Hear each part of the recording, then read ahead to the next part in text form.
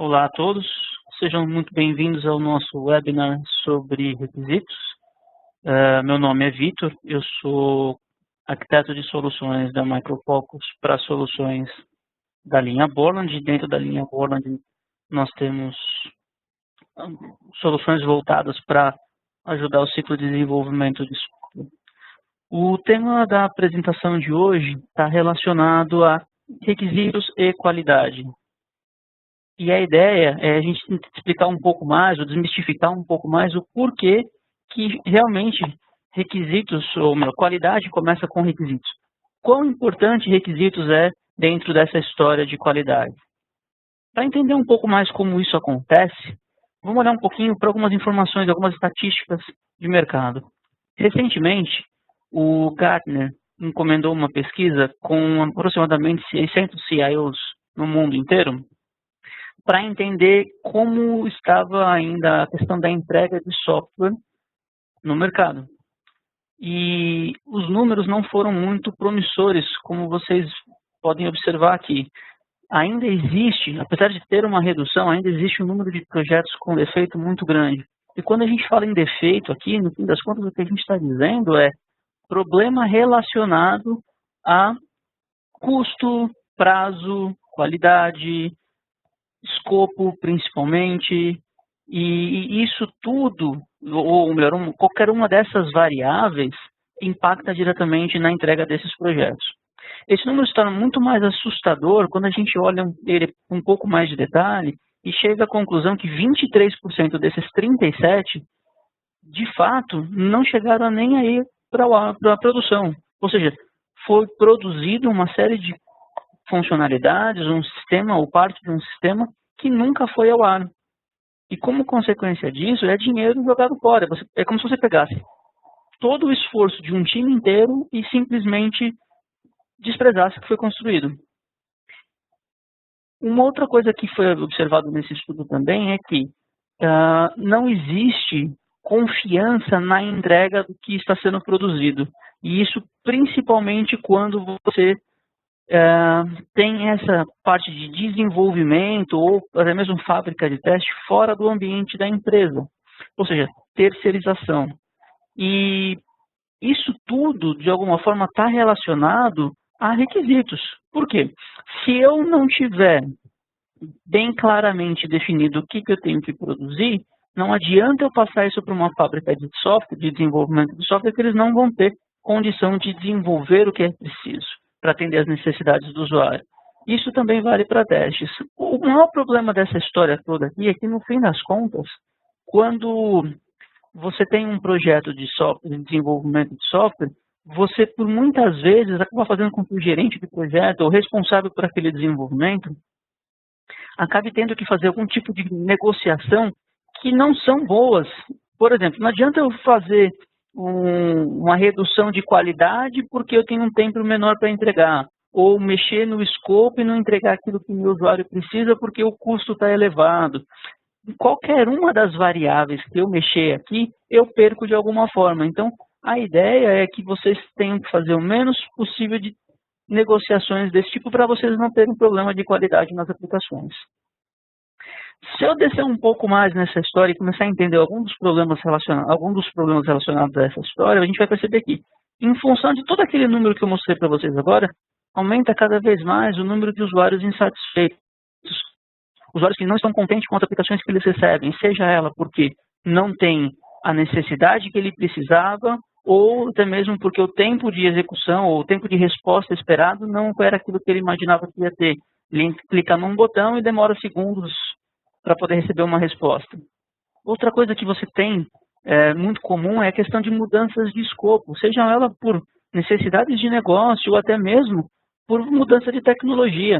Por muitas vezes tem que ser feito algum tipo de ajuste num sistema em função de ser compatível com o navegador A, navegador B, ou tem que estar disponível também em plataformas móveis e assim por diante. Todas essas coisas também impactam e geram atrasos de entrega. Eu esperava a aplicação no dia 10 e me entregaram a aplicação no dia 15. Se isso era uma campanha, por exemplo, promocional, eu tenho um grande problema aqui porque eu não consegui colocar a campanha no ar quando eu precisava. A ausência de alguém testando e garantindo que aquela solução realmente está atendendo a necessidade do meu usuário, retrabalho construindo ou reconstruindo coisas que foram mal desenvolvidas ou até mal definidas, problemas de performance, como eu já comentei, a aplicação não responde dentro do tempo esperado, por muitas vezes, aí começa a estar um pouco já falando sobre requisitos, existem definições de funcionalidades que são ambíguas e aí não diz exatamente quanto tempo se espera de resposta, simplesmente diz que tem que ser rápido. Mas rápido quanto? Rápido para algumas pessoas pode ser 10 minutos, outras pessoas podem ser 2 segundos. Essa questão de quão rápido vai ter que ser a minha resposta nem sempre é bem definida.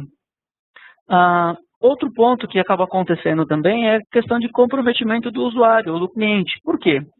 Por muitas vezes, esse cliente ele recebe uma especificação para que ele leia essa especificação e de várias páginas, na maioria das vezes, e espera-se que ao final ele tenha completo entendimento daquilo que vai ser produzido e deu o de acordo. O que a gente sabe que, na verdade, nunca acontece. O cliente ele lê 2 páginas no máximo, se chegar, lê tudo isso da especificação e simplesmente dá o de acordo e construa o software. Até porque, muitas vezes, ele fala que ele não tem tempo para revisitar ou ele não entende. E isso é um problema, porque muitas vezes, tudo isso que a gente está falando agora, falta de definição, problema de performance, tudo isso daí impacta diretamente num outro ponto que é o risco de reputação da empresa. Ou seja, hoje em dia com as mídias sociais, a gente tem cada vez mais situações onde uma empresa é levada ao céu ou ao inferno em questão de minutos ou até mesmo horas. Por quê? Porque colocou uma aplicação no ar, por exemplo, num dia de uma campanha e essa aplicação caiu durante a metade da campanha. Ou tinha uma funcionalidade que se esperava que fizesse uma determinada ação e ela não faz. Então, as mídias sociais fazem com que esse erro se propague em muitos canais e de forma muito rápida. E assim, se a gente olhar no detalhe do detalhe daqueles números todos, daqueles problemas que eu comentei com vocês vão observar que boa parte da origem desses problemas está em requisito. Ou seja, se eu pegar uma estatística que foi gerada com relação à distribuição dos defeitos de software, vocês vão ver que 56% desses defeitos estão na parte de especificação. Ou seja, eu não investi o tempo necessário ou eu até investi, mas eu não defini um modelo de comunicação ideal entre a área de usuário e analista de negócio para que fique muito claro o que tinha que ser construído. E, obviamente, foi construído alguma coisa que não era aquilo que eu precisava e vai ter que ser corrigido lá mais para frente. E outro ponto importante aqui é, se vocês observarem, somente 7% dos defeitos estão relacionados à codificação. Isso quer dizer que, quando os desenvolvedores têm exatamente aquilo que eles precisam fazer muito bem definido, o percentual de erro de construção de código-fonte ele é muito baixo.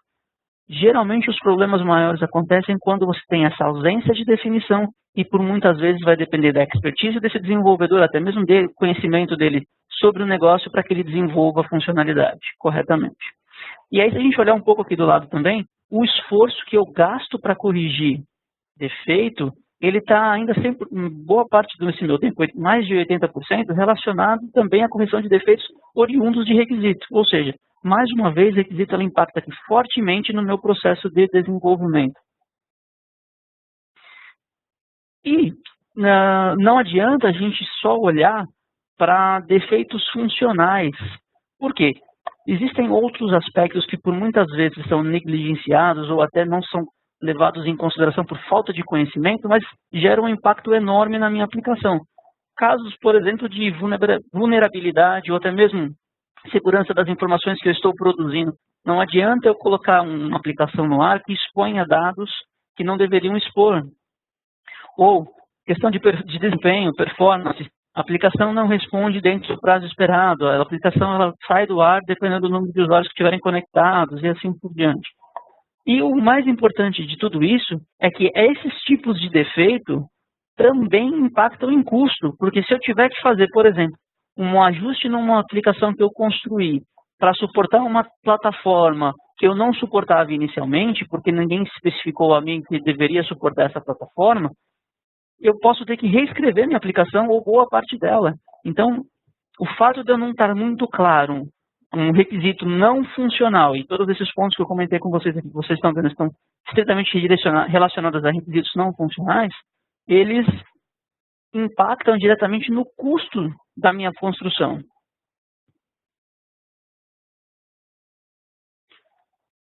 E por que isso realmente impacta tanto assim, né? Se a gente pensar numa cadeia de desenvolvimento de software, existem dois momentos muito claros aonde você tem que investir um tempo grande ou ter um esforço maior, que é no momento onde você está definindo as necessidades, ou seja, é no momento que eu estou identificando ou mapeando as minhas necessidades de negócio, do qual a gente está chamando de criação de valor. É nessa parte onde a gente vai especificar, por exemplo, a questão dos requisitos, para que na segunda fase, que seria a fase de execução, e aqui execução a gente está falando também sobre um pouquinho de desenvolvimento, mas principalmente a questão de qualidade, testes, eu garanti que, de fato, lá na frente eu vou testar ou vou verificar se existe a funcionalidade que eu especifiquei lá no começo.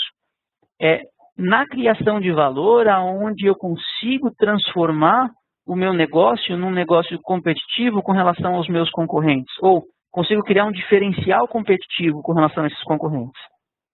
Se a gente for olhar lá para a execução, que é onde de fato eu vou fazer os testes, é onde a maioria dos custos estão relacionados, porque testar é uma coisa que necessita de empenho e, por exemplo, por muitas vezes disponibilidade de ambiente, ou até mesmo a criação de um ambiente propício para isso. É aqui que a gente começa a identificar, por exemplo, que algumas coisas não foram feitas conforme é especificado, e tudo isso, de alguma forma, tem que haver um equilíbrio para que você tenha um sistema ou uma parte de um sistema construído para atender de fato uma necessidade do negócio e principalmente entregando aquilo que foi concebido por parte dos analistas de negócio e da área de usuários.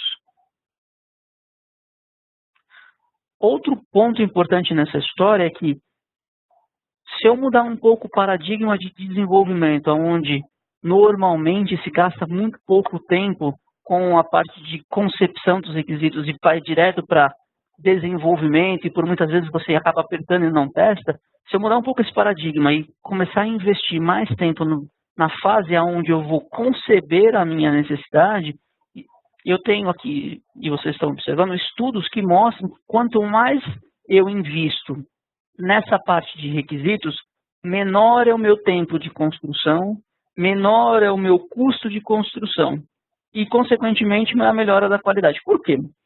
Se eu mandar para o meu analista de desenvolvimento, ou meu desenvolvedor, exatamente aquilo que ele precisa construir, ele não vai precisar gastar tempo elucubrando ou pensando como é que aquela determinada funcionalidade deveria se comportar, porque está tudo claro ali para ele. E, consequentemente, se esses times de desenvolvimento recebem a informação com melhor detalhe, eles vão ser mais rápidos. E existem estatísticas que dizem que esses números tendem a aumentar entre 14% e 17%. Ou seja, investir em requisito não é um desperdício de tempo, na verdade é uma redução. Por quê? No fim das contas, eu vou produzir exatamente aquilo que eu preciso num tempo menor, porque quem desenvolve efetivamente sabe o que tem que ser desenvolvido. Outra coisa que a gente acaba observando quando você tem essa questão de ter um foco maior na parte de especificação, você começa a criar uma atmosfera onde você consegue priorizar o que vai ser construído, você consegue ter um detalhamento maior e entender, por exemplo, se aquilo faz sentido ou não para a aplicação. Por muitas vezes, a gente acaba com a conclusão de que se a gente desenvolver 20% das necessidades do meu usuário, eu atendo praticamente 80% do que ele precisa fazer. E os outros 80% que ainda não foram construídos, geralmente estão relacionados a algum tipo de perfumaria. É bem Pareto nessa história. Agora, como é que eu chego a essa conclusão? Quando, de fato, eu tenho uma boa especificação e eu consigo mostrar para o meu usuário que determinadas características que ele está me pedindo ou não estão alinhadas à necessidade de negócio dele, pode ser, por exemplo, aumentar o número de vendas em tantos %, como chegar a ele e dizer, olha, eu tenho 6 meses de desenvolvimento, você está me pedindo alguma coisa que historicamente vai demorar 8. O que a gente pode negociar aqui de colocar mais para frente para atender dentro dos 6 meses o que você precisa de fato? Ou o que eu consigo descartar, ou o que seria uma perfumaria para o seu sistema funcionar? E, obviamente, quando eu tenho toda essa atmosfera favorecendo a uma melhor construção, eu tenho índices de melhora de qualidade na faixa de 40% a 100%. Por quê? De novo, eu vou produzir exatamente aquilo que o meu usuário precisa, ele vai ficar extremamente mais satisfeito e, com certeza, o meu produto sairá um produto melhor do que eu tinha antes. Se nós olharmos um pouco para requisito e qualidade efetivamente, a gente vai perceber que, na verdade, elas andam lado a lado. E se olhar para um processo padrão de desenvolvimento, não que isso seja assim até hoje, algumas empresas têm mudado um pouco esse conceito para fazer um desenvolvimento melhor, você percebe que, por muitas vezes, você tem uma fase inicial onde você tem um planejamento, uma definição de necessidades, existe um trabalho enorme que é feito, e lá no final do meu trabalho, um pouco antes de colocar essa minha versão em produção, eu começo a fazer testes. Mas testar o que efetivamente? Testar o que foi definido lá atrás? Será que o que foi definido lá atrás tem algumas características, por exemplo, com relação à qualidade daquelas informações? Será que os meus requisitos, de fato, eles não estão ambíguos? Eles são testáveis? Eles estão alinhados à necessidade do negócio? Eles possuem informações suficientes para que seja desenvolvido? Eles têm critérios de aceite para que, na hora de eu fazer o teste, eu consiga verificar se ele foi construído de forma correta ou não? Enfim, o ideal é que, no fim das contas, você consiga ter um ambiente de trabalho onde a equipe de qualidade começa a trabalhar junto com esse time de especificação desde o começo. Eu vou mostrar mais para frente uma sugestão de trabalho onde a gente consegue, de uma forma sintetizada, fazer desde o trabalho de especificação até a construção dos casos de teste sem muito esforço, com os times mais integrados. Mas o importante desse ponto aqui é a mensagem que o ideal seria que a qualidade começasse desde o começo do projeto, ainda na fase de requisitos, para que lá na frente a gente não tenha tanta dificuldade na execução dos testes ou até garantindo que as funcionalidades de fato estão sendo entregues. Obviamente, se eu possuo essa necessidade de uma maior integração, de uma aproximação entre as áreas, faz todo o sentido do mundo eu ter soluções que me facilitem esse tipo de integração. E essas soluções, normalmente, deveriam me prover capacidade de, primeiro, facilitar a comunicação com a área de negócios. A gente sabe muito bem que a área de negócios fala um idioma e nós, da área de TI, falamos outro. O usuário pede A, a gente entende B, e a gente mostra B, ele fala que não é B, é C, enfim. Existem pessoas que têm facilidade em visual, outras pessoas no texto.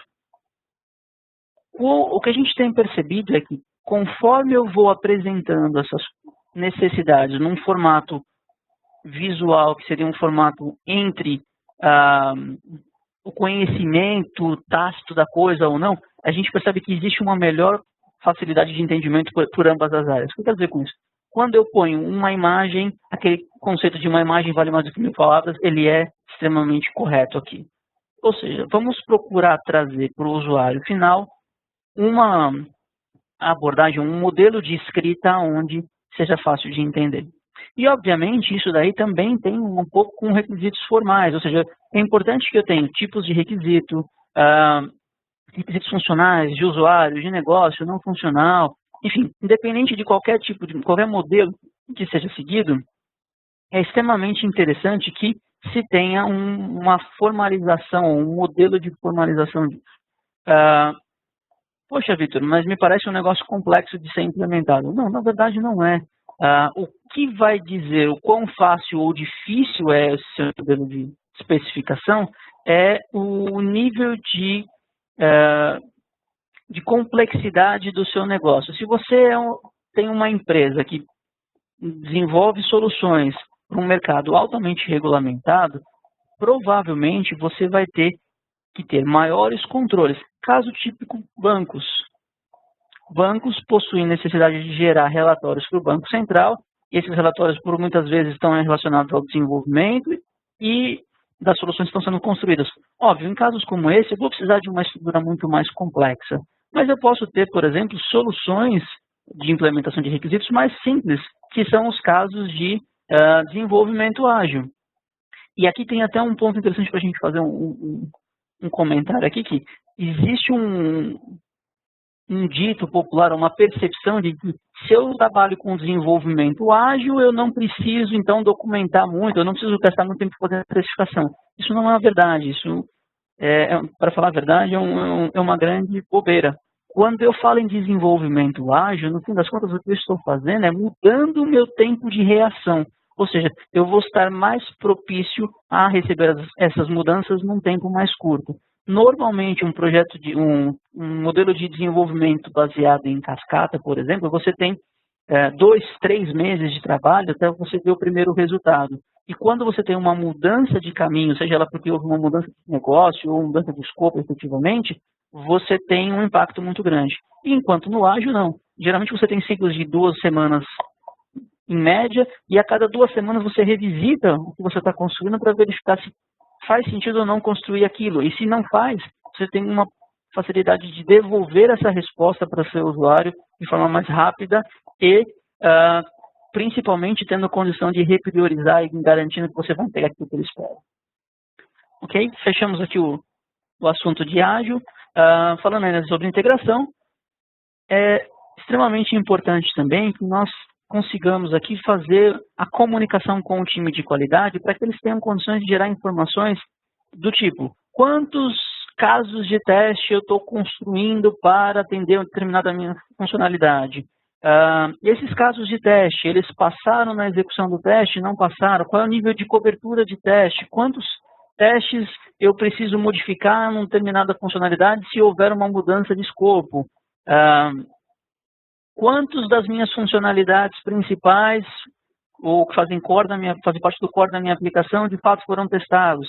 Esse tipo de comunicação, que geralmente são definidos e contemplados através de rastreabilidade, fazem com que os times de teste sejam mais efetivos e consigam prover resultados melhores, indicadores melhores para acompanhamento. E, obviamente, quem utiliza modelo UML ou qualquer tipo de modelagem para explicitação ou desenvolvimento de software, tem um ponto em comum aqui, vão poder construir modelos mais completos ou mais corretos em função de uma melhor especificação. E essa rastreabilidade é extremamente importante para que os times saibam exatamente o que vai acontecer com o sistema caso aconteça uma mudança em ambas as áreas. Eu comentei com vocês que a gente ia apresentar um modelo de trabalho para facilitar essa parte de construção de requisitos e modelo de testes. Ele é muito simples, ele é composto de 5 fases, basicamente. Na fase 1, a gente vai se preocupar muito com relação à qualidade dos requisitos, ou seja, eu vou me preocupar se aquilo que eu especifiquei de fato está alinhado ao objetivo de negócio. Eu vou verificar se esse meu requisito possui uma boa qualidade com relação à análise de ambiguidade, se ele está completo, se ele é testável, enfim, todos aqueles critérios que eu comentei com vocês anteriormente. Eventualmente, eu vou pedir a ajuda de especialistas para fazer a revisão em pares. Aqui a gente está falando algumas técnicas já de especificação, ou seja, eu vou pedir para um colega do meu time de analista de negócio revisar o requisito que eu especifiquei para ver se ele está realmente completo ou não, bem especificado. Posso pedir ajuda do time de qualidade para fazer isso. Existe uma revisão chamada análise estática, e essa análise estática, geralmente, quem faz é o time de qualidade. Uma vez que eu concebi que os meus requisitos estão ok, eu mando isso para o time de qualidade. Para quê? Para que eles façam efetivamente a construção dos cenários de testes e dos casos de testes para atender, ou melhor, para validar esses meus requisitos. Uma vez que os meus casos de teste estão concluídos, todo o sentido do mundo é eu devolvê-lo para o time de requisitos para verificar se eu estou atendendo os critérios de sucesso que foram estabelecidos, ou eventualmente pedir um apoio para uma outra revisão. Uma vez que todos os meus casos de teste, ou essa parte da minha atividade foi contemplada, aí sim eu vou pensar em alguma coisa na parte de construção, efetivamente, dos casos de teste, seja ele casos de testes manuais ou automação dos casos de teste. Outro ponto importante nessa quarta fase é a questão da geração das massas de dados para que eu faça os testes. Não adianta eu construir dezenas de casos de testes que não possuem informações que representam os meus dados do negócio para validar se está tudo funcionando ou não. Então, é extremamente importante nesse momento que eu tenha dados corretos para atender cada um dos cenários de teste que eu especifiquei. E, por último, efetivamente, é a execução dos meus casos de teste e a coleta dos indicadores para verificar, por exemplo, a completude dos meus casos de teste, verificar o índice de acertos, de erros, a abertura de incidentes e assim por diante. Mas esse modelo ele é extremamente simples e ele funcionaria tanto para uma empresa quanto com 5 ou com 50, 100, 200 funcionários. O importante aqui são as fases e as ações que vão procurar garantir que tudo que eu vou evoluindo, de fato, teve uma validação inicial, uma validação antes do próximo passo e tudo que eu vou construindo está sendo garantido por ambas as equipes. Ok? Então, como é que tudo isso funciona? Como é que a Micro Focus ajuda um pouco nessa história? Né? Como é que as nossas soluções vêm para facilitar essa integração de requisitos e qualidade? Bom, o primeiro ponto que eu comentei com vocês é a questão de facilitar o entendimento entre as áreas de negócio e os analistas de negócio, TI. A solução da Micro Focus que atende essa necessidade é o Caliber. O Caliber ele é composto basicamente de 3 módulos. O módulo onde você constrói essa parte mais visual, que você desenha os cenários e as simulações, que eu vou mostrar daqui a pouquinho para vocês. Existe um módulo de revisão, onde a ideia principal dele é a socialização dos requisitos com todas as áreas ou com todos os interessados. E existe o Caliber Author, que é onde nós fazemos a parte de gestão dos requisitos. Como é que funciona tudo isso? Vamos começar primeiro com o Caliber Visualize. Então, o Caliber Visualize ele é um módulo web, onde em função do meu usuário e da minha senha, eu vou acessar um portal. Neste portal, eu vou ter uma lista dos repositórios dos projetos que eu tenho acesso. Vou selecionar o projeto e nessa hora ele vai me mostrar todos os cenários e as simulações desse repositório. Um cenário, efetivamente, na verdade, é uma construção visual da minha necessidade. Ou seja, eu posso ter aqui, em vez de escrever um texto simplesmente dizendo o sistema deverá apresentar todos os contatos, depois disso vai escolher a ação de inclusão, alteração e exclusão. Se ele escolher a alteração, ele vai ter que ir para o caminho A, se for para exclusão, para o caminho B e assim por diante. Fazer isso de forma textual é muito confuso, é muito complexo. Então, o que a gente procura fazer é, através dessa forma visual, dizer passo a passo o que o meu usuário vai fazer quando ele receber o sistema. Então, no caso aqui, fica muito claro para mim, analista de negócio, ou para o meu usuário final, que o processo de desenvolver, o processo daquela funcionalidade, ou dependendo daquela que ele está me pedindo, vai ter uma fase inicial onde os dados vão ser apresentados. Depois disso, a aplicação vai devolver os dados na tela, o usuário vai clicar em um botão de edição, adição ou exclusão. Se ele escolher o botão de adição, ele vai voltar para a apresentação dos dados. Cada uma dessas ações que eu comentei com vocês, elas podem ser detalhadas. Eu posso vir aqui, por exemplo, colocar mais informações. Eu posso, inclusive, dizer quem é que está interagindo nesse passo. Então, aqui, por exemplo, eu sei que é um usuário, um ator do tipo contato. Quando essas informações ficam presentes e nesse formato visual, fica muito mais fácil o seu entendimento. Eu consigo fazer uso também do que a gente chama de raias para estabelecer os limites, né? O que é feito pelo sistema, aqui do lado esquerdo, o que é esperado que seja feito pelo usuário, do lado direito. Eu poderia fazer, por exemplo, a chamada de outras especificações, que é o caso aqui, por exemplo, da apresentação da lista de contatos. Mostrar os contatos, efetivamente, existe uma regra por trás e essa regra está detalhada numa outra especificação. E quando eu clicar aqui, ela vai me chamar essa outra especificação. O mais importante de tudo isso é trazer para uma linguagem onde ambas as partes vão entender de forma mais fácil.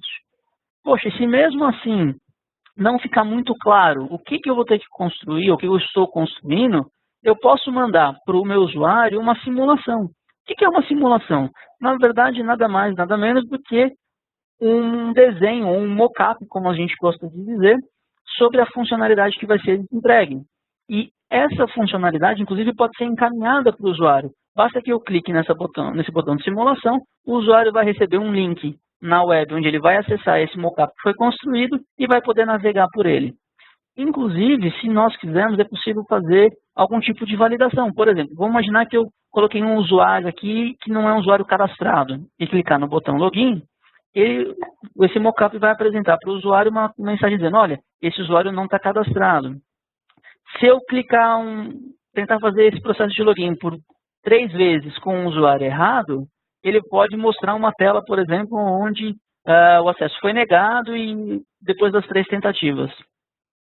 Outro ponto interessante aqui é que quando eu tenho essa interface para o usuário validar, fica muito mais fácil para ele perceber, por exemplo, que está faltando alguma coisa ou alguma coisa não está de acordo com o que ele esperava. E existe um lugar chamado discussão, onde esse usuário que está validando pode colocar uma discussão nova. Ele pode dizer aqui, por exemplo, que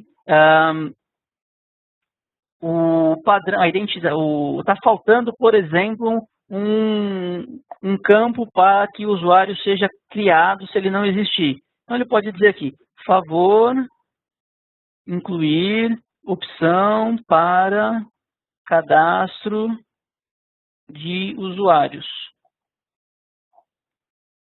Caso o usuário não esteja cadastrado, habilitar opção de inclusão.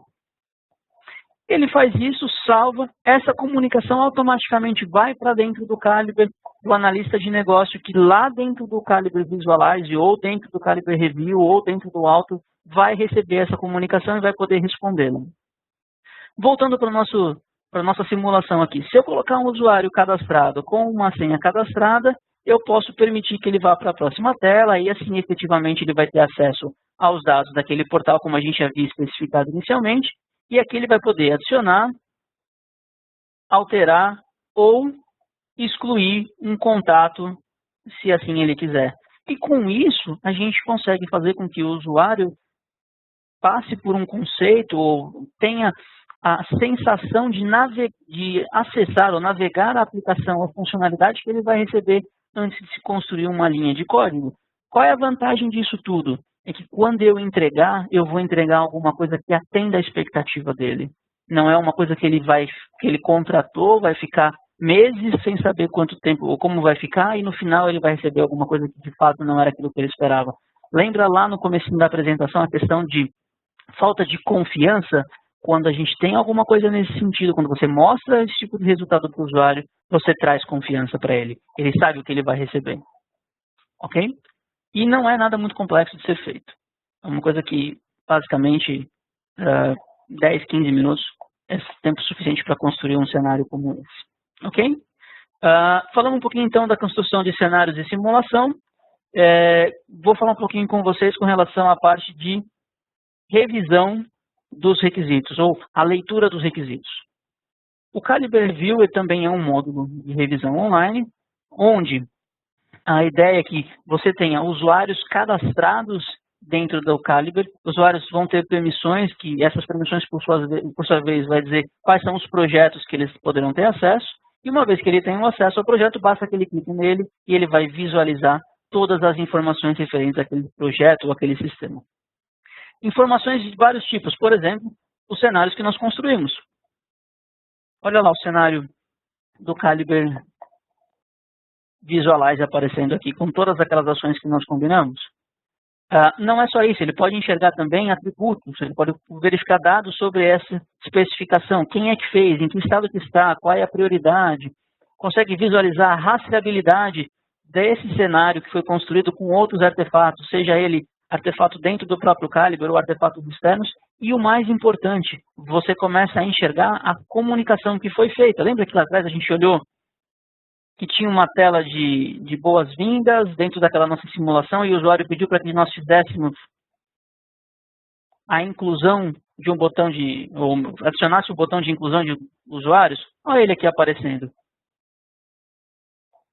De forma que se quem estiver revisando tiver alguma coisa que não seja, ou alguma coisa a acrescentar ou tirar desse comentário que foi feito, basta que ele venha aqui e responda. Não podemos ter esta funcionalidade por questões de segurança da informação. Ou seja, eu estou promovendo comunicação entre as áreas, eu estou promovendo o melhor entendimento daquilo que está sendo produzido. E, consequentemente, o mais importante dessa história toda não é simplesmente você promover essa comunicação, é você fazer com que ela seja de forma centralizada. Hoje, por muitas vezes, nós fazemos isso através de e-mail. E o problema do e-mail é que, ora, o usuário pode apagar os e-mails de forma incorreta, a gente pode ter um problema com o servidor de e-mails, a gente pode ter o desligamento daquela pessoa da empresa e toda aquela informação se perde. Enquanto que quando a gente fala disso dentro de uma única solução, onde você tem essas comunicações sendo proporcionadas através de uma única interface ou de um único repositório, isso tudo fica centralizado e fica passível de ser consultado no futuro. Outra coisa interessante que tem aqui dentro desse módulo de revisão é que ele já foi concebido para ser acessado por dispositivos móveis. Ou seja, se eu tiver um smartphone ou um tablet, eu consigo acessar e consumir as informações que estão aqui. E um outro ponto também, e essa seria uma implementação mais avançada, eu consigo fazer dentro do Calibre o conceito de baseline. Eu consigo tirar uma fotografia da minha especificação. E eu pego essa especificação e encaminho para o meu usuário. E dentro desse módulo de revisão, você consegue assinar digitalmente essa baseline. Seria um acordo onde eu, usuário final, me comprometo a receber aquilo que você está especificando e do lado do analista de negócio, eu, analista de negócio, me comprometo a entregar aquilo que eu especifiquei a você e você aprovou. Simples assim, sem muita complexidade e, de novo, compartilhando informação. Esse é o grande propósito do Calibre Review, é ter o máximo possível de pessoas compartilhando ou participando do processo de elicitação dos requisitos. Eu comentei com vocês também sobre a questão do Calibre Author, que é onde você faz a parte de gestão, e aqui, efetivamente, é onde você tem a classificação dos tipos de requisitos. Então, por exemplo, a maioria dos sistemas deveriam começar a ser concebidos com base em uma necessidade de negócio. No caso aqui, o exemplo que eu estou utilizando é aumentar em 70% a usabilidade do cadastro de clientes, de contatos. Como é que isso é feito? Olha, isso aqui é desmembrado em outras funcionalidades que estão dentro dos requisitos de usuário, por exemplo, que por sua vez vão ter uma especificação mais detalhada, mais técnica nos requisitos funcionais, mas o mais importante disso tudo é você ter condições de visualizar qual que é a relação dessa minha funcionalidade, dessa minha necessidade de negócio com as funcionalidades que efetivamente estão sendo construídas, que são essa relação estabelecida através de rastreabilidade. Dentro do Calibre, a gente tem uma questão de rastreabilidade bidirecional, ou seja, entre requisitos do meu repositório ou de outros repositórios e outros artefatos externos. Por exemplo, se eu entrar aqui e verificar quais são as funcionalidades, ou quais são as regras que estão associadas em aumentar a usabilidade em 70%, eu vou descobrir que eu tenho um requisito de criação de um contato, ele tem um cenário detalhando este meu contato e ele tem uma simulação para que o usuário valide essa criação de contato. E, além disso, ele possui interação com mais outros dois requisitos. Ou seja, se eu for fazer uma mudança nessa minha funcionalidade, pode ser que eu impacte em todos eles. Pensando um pouco em desenvolvimento ágil. Poxa, se você quiser ter algum tipo de integração ou relação com desenvolvimento ágil, não tem problema nenhum. Basta que você tenha os requisitos aqui no Calibre e integre esses requisitos com seja ele com nossa solução de gestão ágil, que é o Starting Agile, ou com uma outra solução, por exemplo, como o Rally. Basta que você venha aqui, mande criar uma rastreabilidade, ou manda criar uma história de usuário dentro dessa ferramenta de gestão ágil, que ele automaticamente vai pegar essa especificação que você teve aqui e vai mandar para lá. Então, se eu for lá para o Starting Agile, por exemplo, que é a nossa solução de gestão ágil, vocês vão observar que essa minha necessidade de aumentar em 70%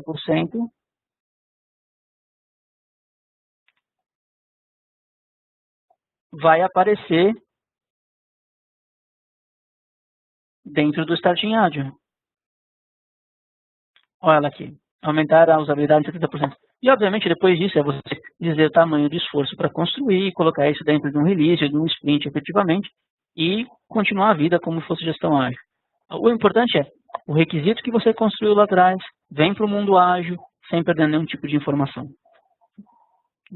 Hoje o foco não é falar um pouquinho sobre gestão ágil, efetivamente, então a gente vai voltar para o nosso Calibre.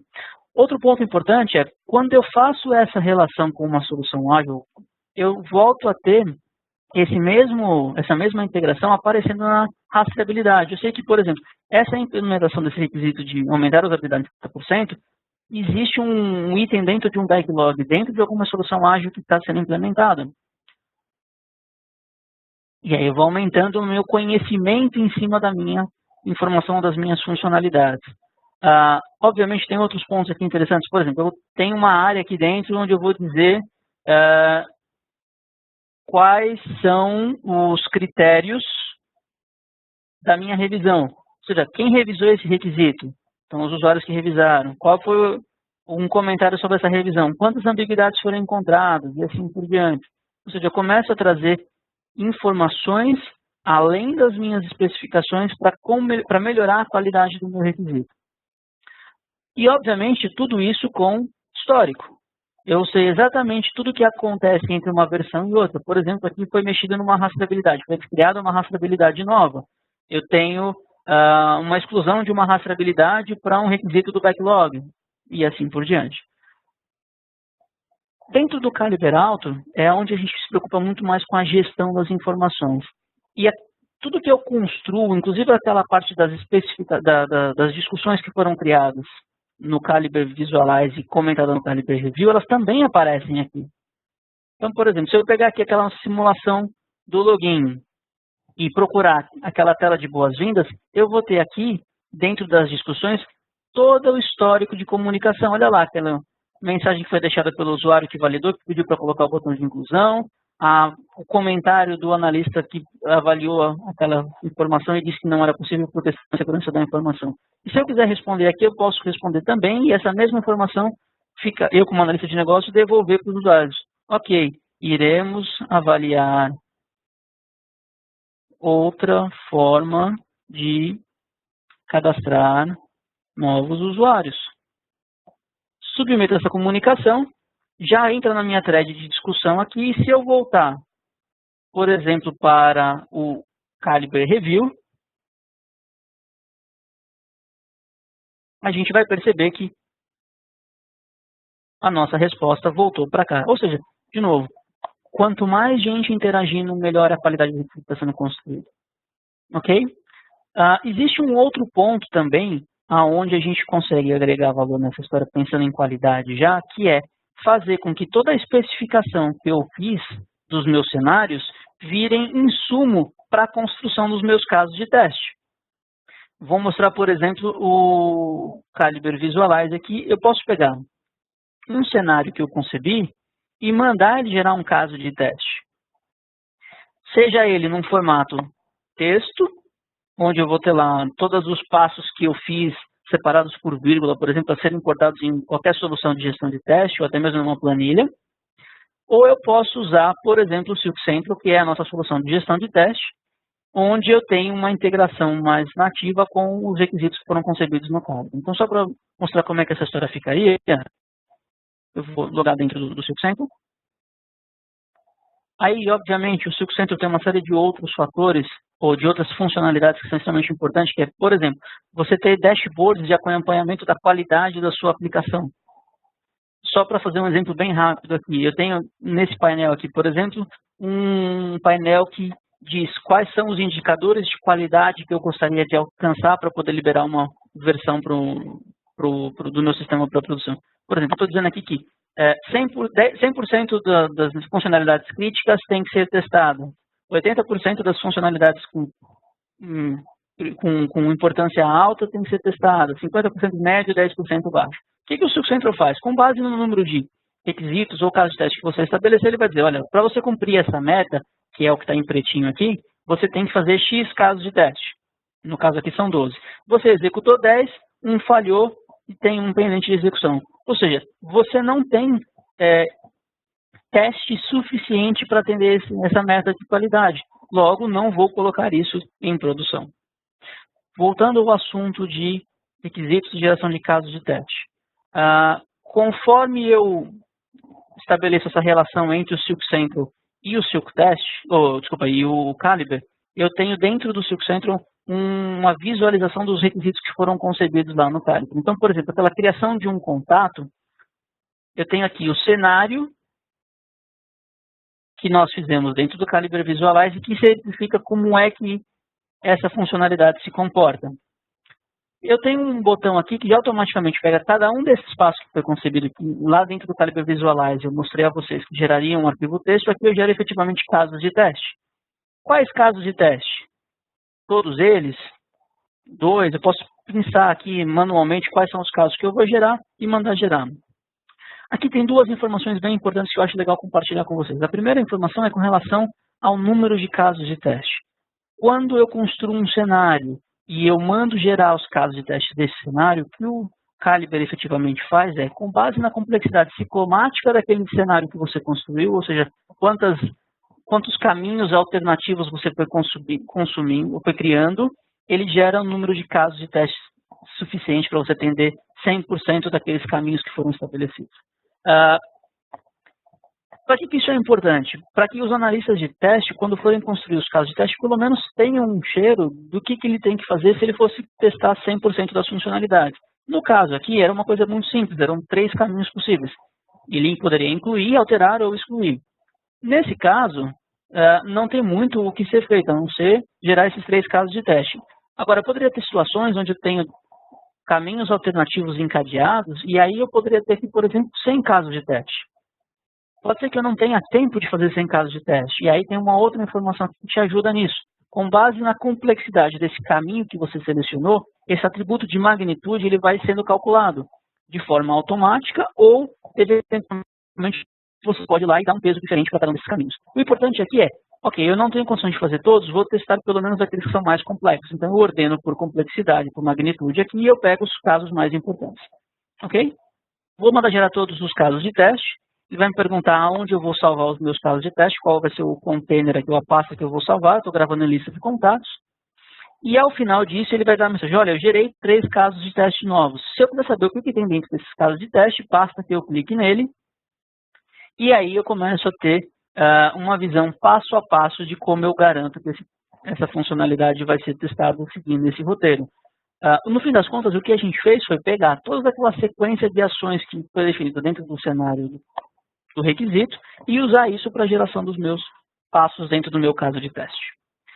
Obviamente, depois disso, a gente tem que pegar esse caso de teste, colocar isso dentro de um pool de execução, com outros casos de teste, mandar isso para alguém executar, o testador ativamente, e aí ele vai ter uma interface onde ele vai dizer, olha, esse passo aqui funcionou com sucesso, esse passo 2 funcionou com sucesso, o passo 3 não funcionou. Ele vai lá, mas aqui não funcionou, e essa estatística volta para os resultados de teste, e ele vai ter visibilidade online, real time, do que passou ou que não passou nos testes dele. O mais importante aqui é que quando eu faço essa relação, eu começo a ter visão de cobertura de teste. Eu sei exatamente quantas funcionalidades estão sendo testadas e quantos casos de teste eu tive que fazer para testar cada uma delas. Por exemplo, eu sei que se eu voltar aqui em requisitos e selecionar aquele nosso requisito, eu sei que ele vai ter 3 casos de teste associados a ele. Então eu sei que está tendo cobertura dessa funcionalidade de criação de um contato. Outro ponto importante é, como eu fiz essa relação dentro do Silk Central, automaticamente eu gerei também a rastreabilidade disso. Então se eu voltar para aquele requisito lá de aumentar a usabilidade em 70% e mandar gerar agora o diagrama de rastreabilidade, olha que legal. Não só eu vou ter as informações referentes aos requisitos que estão relacionados a essa minha funcionalidade, como também os casos de teste que estão relacionados para validar essa minha funcionalidade. Isso tem 2 pontos aqui que são extremamente interessantes de se destacar. O primeiro ponto, obviamente, é a questão de você ter maior visibilidade sobre uma mudança caso ela aconteça. Então, se alguém me pedir para mudar essa funcionalidade e aumentar a usabilidade de 70%, eu tenho muito mais informações, subsídio para dizer que não é uma simples mudança. Pode ser que eu esteja impactando em cada um desses caras aqui. E, com certeza, talvez eu tenha que refazer esses 3 casos de teste.